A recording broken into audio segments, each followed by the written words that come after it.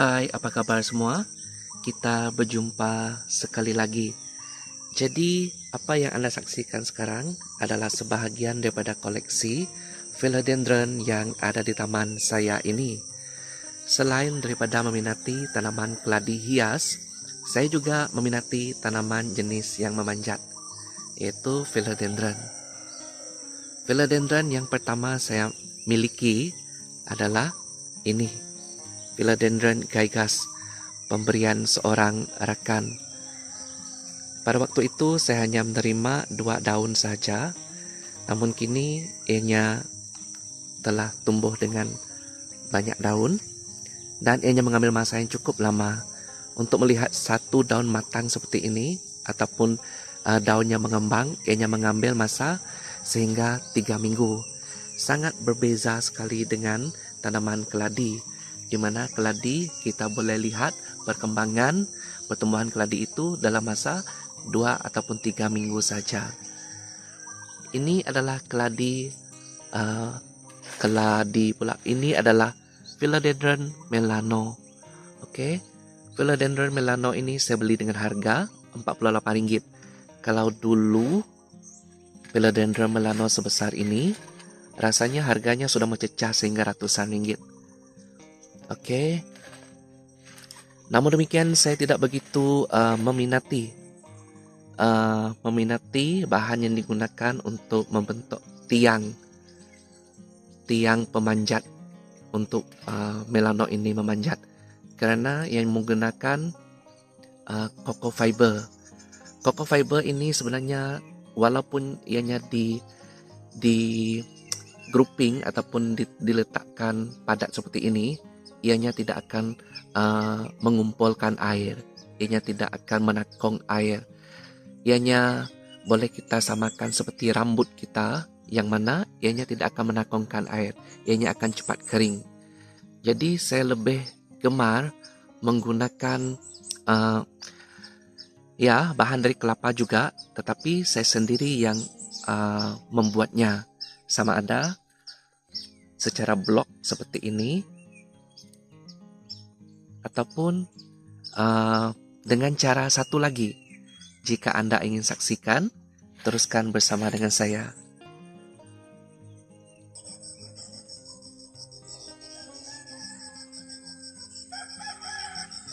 Ini adalah pokok kelapa yang terdapat di belakang rumah saya. Jadi terdapat banyak sekali buah kelapa yang sudah gugur. Oleh itu saya akan ambil buah kelapa ini dan akan dijadikan bahan sebagai bahan untuk membuat tiang untuk tanaman hias saya yang jenis memanjat. Oke, jadi sekurang-kurangnya dapat menjimatkan kos menggunakan bahan yang ada.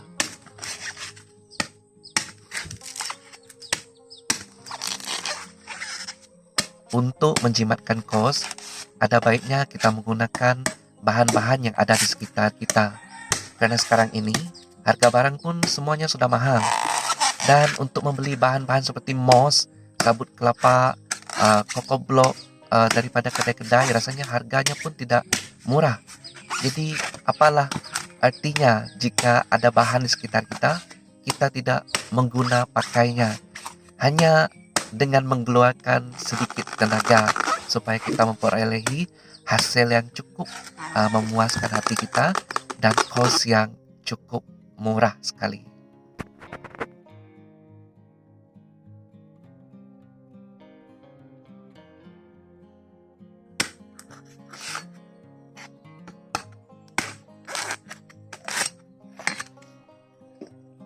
Bagi memudahkan pembukaan kulit kelapa ini, saya terlebih dahulu akan membelah kulit-kulit kelapa ini seperti ini. Namun kadang-kadang sekiranya kulit kelapa ini terlampau keras, ianya juga tidak begitu senang untuk kita buka. Melainkan kita ada peralatan seperti yang selalu kita lihat di dalam YouTube, mereka cuma cucuk, tarik, itu sangat mudah. Tetapi jika kita menggunakan parang, sila berhati-hati karena agak liat juga kelapa ini. Jadi ada 2 jenis cara, yaitu membelah seperti ini dan terus membuka. Kemudian ada juga cara membelah seperti ini, kemudian kita rendamkan semalaman. Karena hasil daripada rendaman lebih senang untuk kita buka kulit kelapa ini.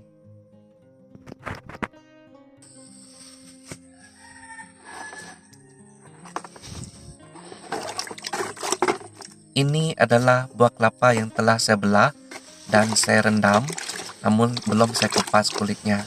Jadi nanti kita lihat perbezaan antara buah kelapa yang telah dibelah, direndam, dan kelapa yang dibelah terus dibuka kulitnya.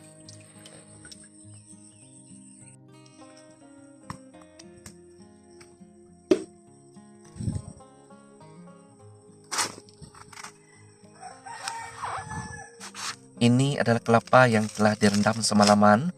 Jadi kita cuma cucukkan parang, di bahagian yang telah kita belah dan kita buka. Kelihatan sangat mudah sekali. Dan kelihatan sabut kelapa itu pun sebahagian daripadanya sudah menyerap air. Berbanding dengan yang kita kupas terus tadi, daripada kelapa yang tidak direndam, ianya sangat kering. Kepada mereka yang baru saja mengikuti YouTube channel saya, jangan lupa like, subscribe, dan share karena banyak perkongsian yang akan saya kongsikan bersama Anda.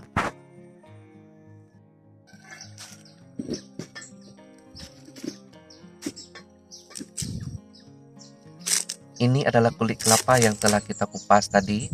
Namun bahagian yang kita kupas itu kita perlu koyakkan. Kemudian kita koyakkan menjadi serpihan yang tidak terlalu besar dan tidak juga terlalu halus. Dan kita akan dapat lihat bahawa ianya seperti ada rupa bentuk span yang mampu menakungkan air. Oleh itu, saya gemar menggunakan cara ini berbanding menggunakan coco fiber, di mana coco fiber itu seperti yang saya katakan, ianya adalah seperti rambut kita yang dikumpulkan, kemudian disimbah dengan air, tidak menakung air dengan kadar waktu yang lama jika dibandingkan dengan cara seperti ini, yang mana span-span yang terdapat di dalam sabut ini akan menakung air dalam jangka waktu yang panjang.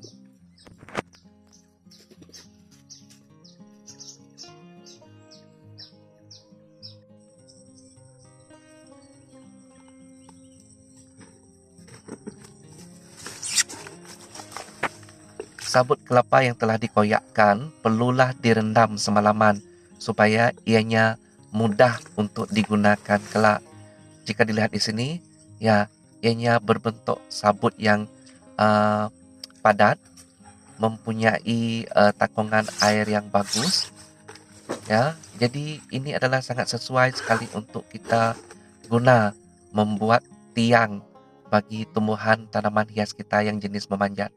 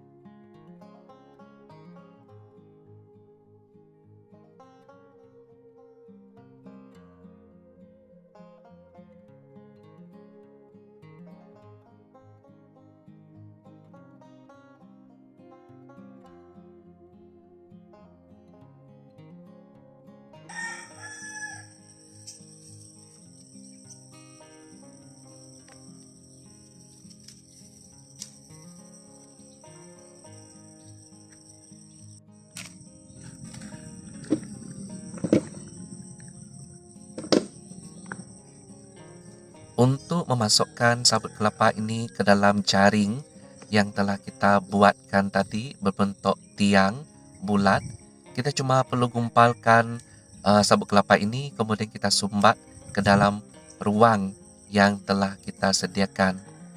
Jadi kita sumbat seperti ini perlahan-lahan, sedikit demi sedikit, kemudian kita perlu cucuk gumpalan ini supaya masuk ke dalam dengan menggunakan bahan yang mampu membawa gumpalan ini ke bahagian tengah, dan seterusnya kita akan melakukan perkara yang sama seterusnya sehinggalah tiang ini menjadi satu tiang yang sempurna.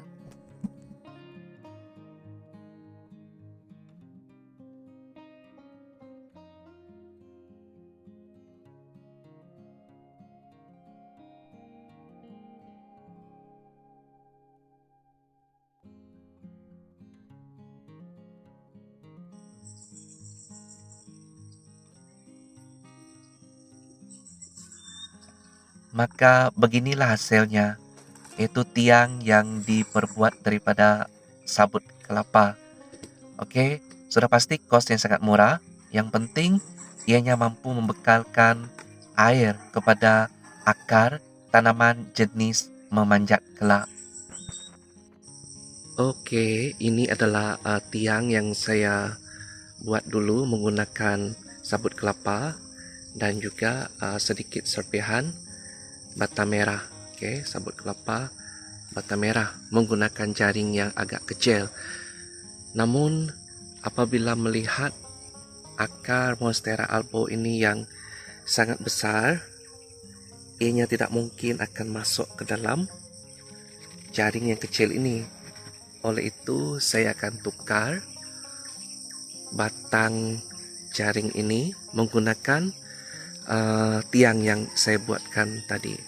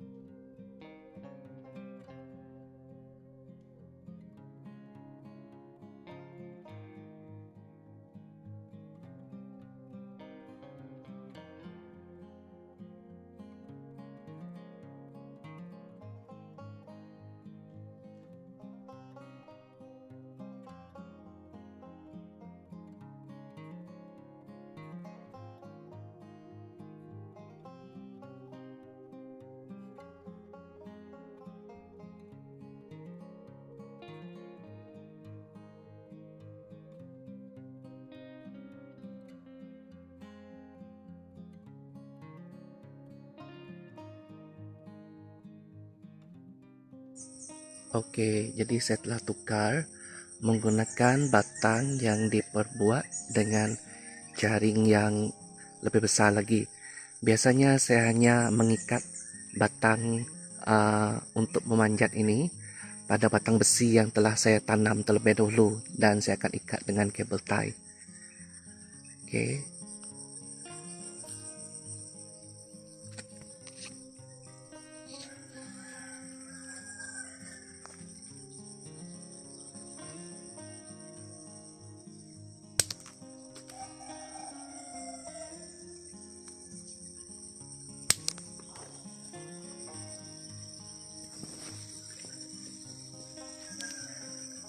Jadi untuk Philodendron melano ini, asalnya saya buat tiang yang memanjat untuk Philodendron melano ini.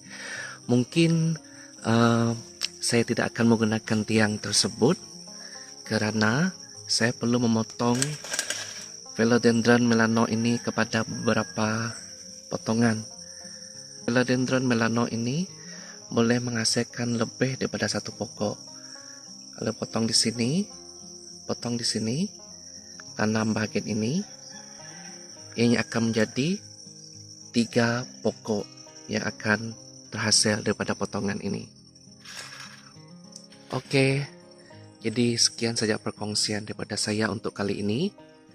Kepada rakan-rakan yang ingin mencuba dengan harga kos yang murah barang yang ada di sekitar Anda,